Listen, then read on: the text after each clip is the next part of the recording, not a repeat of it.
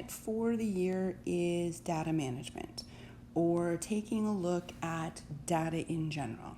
So first thing we want to do is be able to tell the difference between one variable data and two variable data.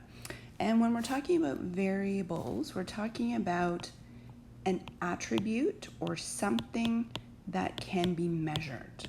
So an attribute that can be measured.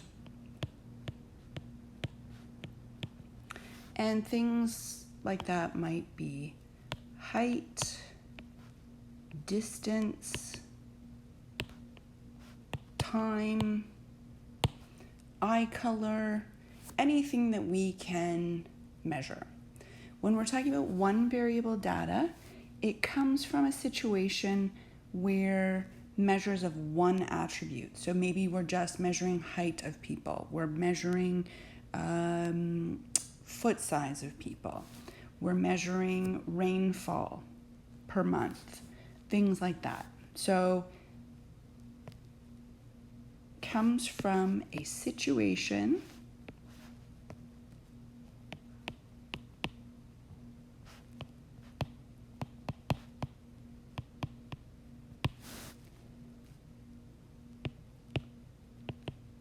which gives measures of one attribute. And again, one variable data can be shown as a bar graph, histograms, also pie graphs. So there's a number of ways to demonstrate one variable data. Something else or other measures that we can take a look at as far as one variable data are three measures of central tendency, and those are mean, median, and mode. And we can also take a look at range, which we'll talk about in a moment. But first of all, let's take a look at our mean. And our mean is the average of a set of data.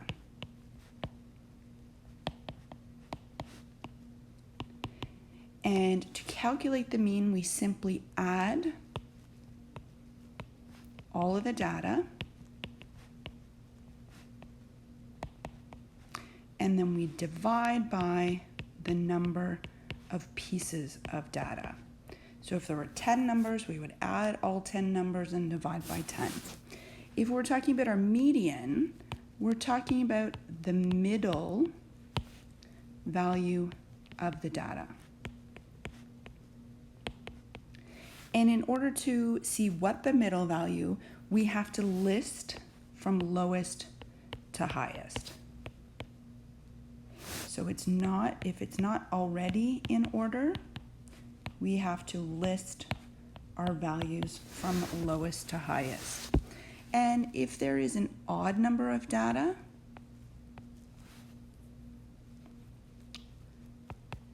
we list the middle value. There will only be one middle value. If there's an even number of data, then we have to add the two middle values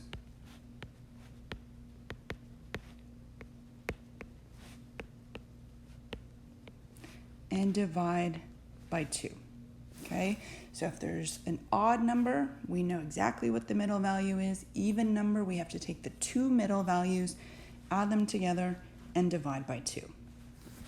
Our third measure of central tendency is mode, and this is the value which occurs the most. So the value which occurs most often. And we could have one mode if there's one number that shows up more often than the rest of them. We could have two modes if there are two numbers that show up equally as many but more than any other numbers. And we could have no mode. So there could be no mode, one mode, or multiple modes.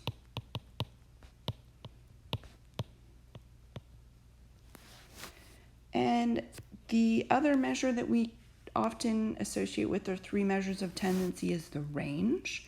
And the range is the difference between the lowest and highest values.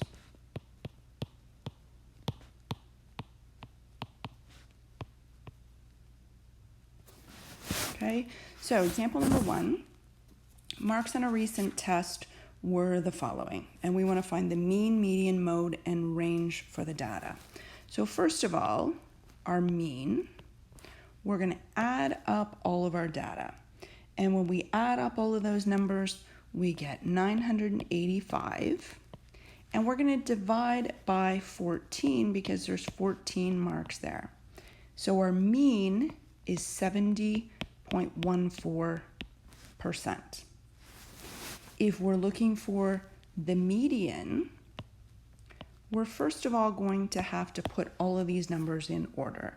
So we're going to have to reorder them, and putting them in order, we get 39, 41, 56, 59, 62, 65, 71, 78, 78, 78, 80, 85, 94,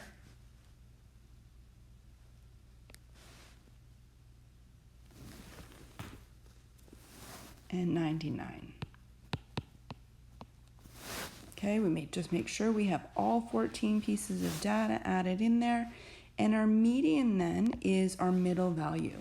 So we're just going to kind of tick off, if we have 14 pieces of data, 7 and 8 have to be our middle numbers.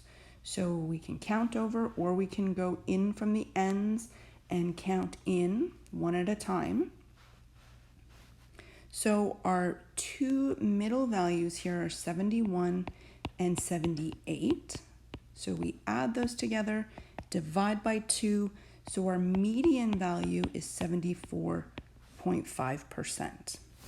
And our mode, there's only one number that appears more than any other here, which is 78. And finally, our range, we're just taking our 99 minus our 39, which means there's a range of 60 marks between the highest and lowest. Now, it all depends on what you're trying to measure, which our best measurement is. In some cases, mode will be more useful if it's something that people are buying more often, then you want to stock something more often. If you're trying to get what most people like, mode is the best. For median, you can talk about sort of the middle data, what happens right in the middle if you want to sort of know how much is on either side. And the mean is average, which we use a lot obviously for marks and average information. Two variable data is where we compare two measures. So we have measures of two attributes.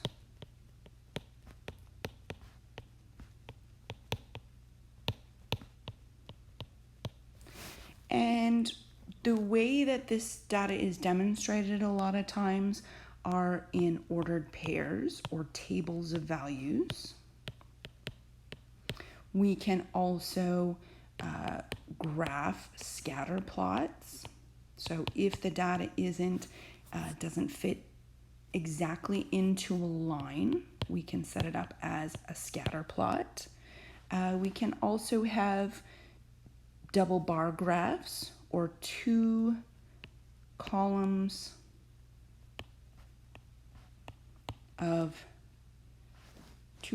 table of values.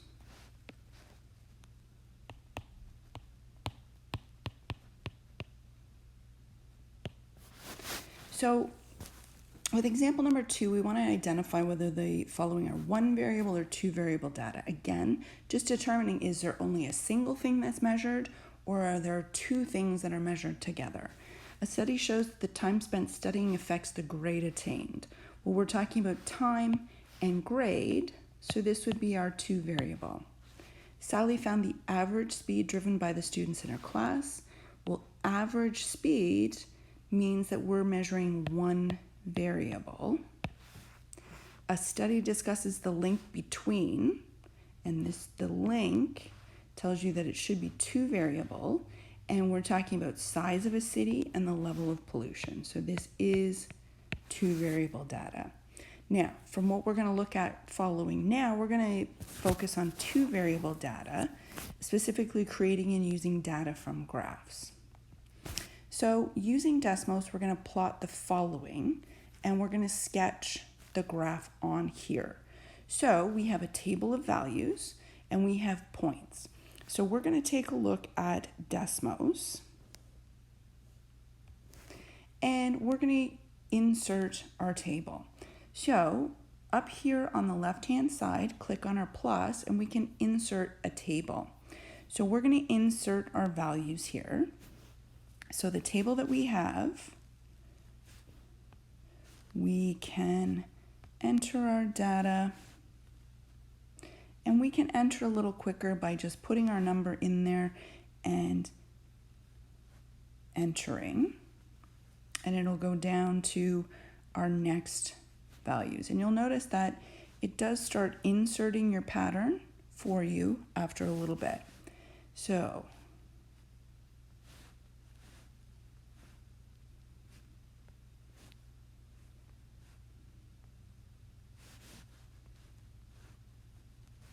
once we have our points here, we have our scatter plot at this point. So what we want to do now is sketch that on our graph or on our paper. So we're going to take our ruler and we're just going to plot.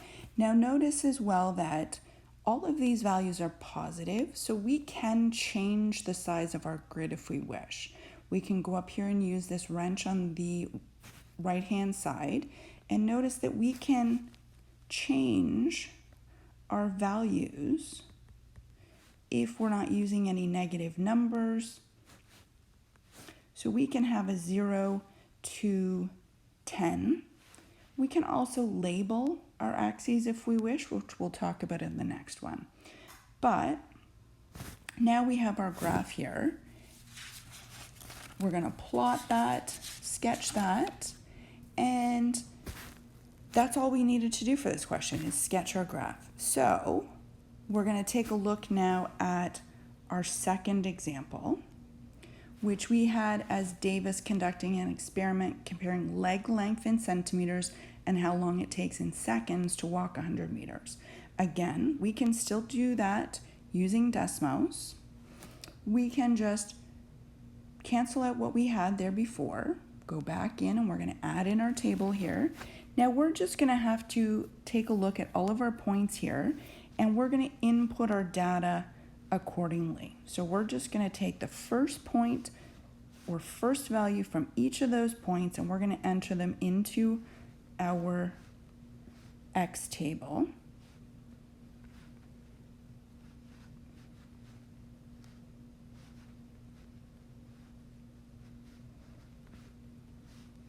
Okay, so just entering all that data. Then we're going to go to our Y values, and now we're going to enter our second set of values. So the second value in each of our points.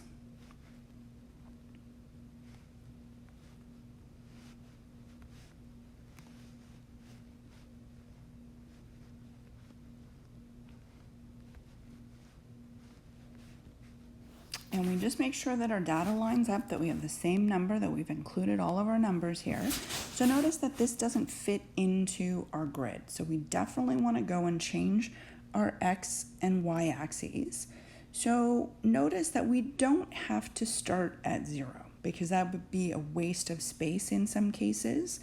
Our lowest X value is 54. So if we start at 50, we're going to have enough information in here. And our highest value is 83. So if we go to 90, all of our numbers are going to fit in there. Then we do the same with our y. The lowest value for y is 62. So again, we can start at 60. And looks like if we go to 90, we're still going to have lots of space here. And notice that we can add our label. So our x-axis is leg length. And we know that that's in centimeters.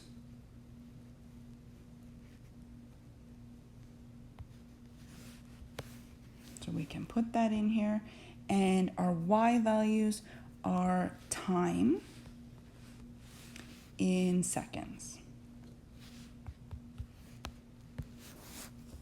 Okay, so now we have our graph here, and we can see sort of the trend that the longer your leg length in general, okay, so it's not an exact relationship, but in general, the longer your leg length, the less time it takes to walk, okay?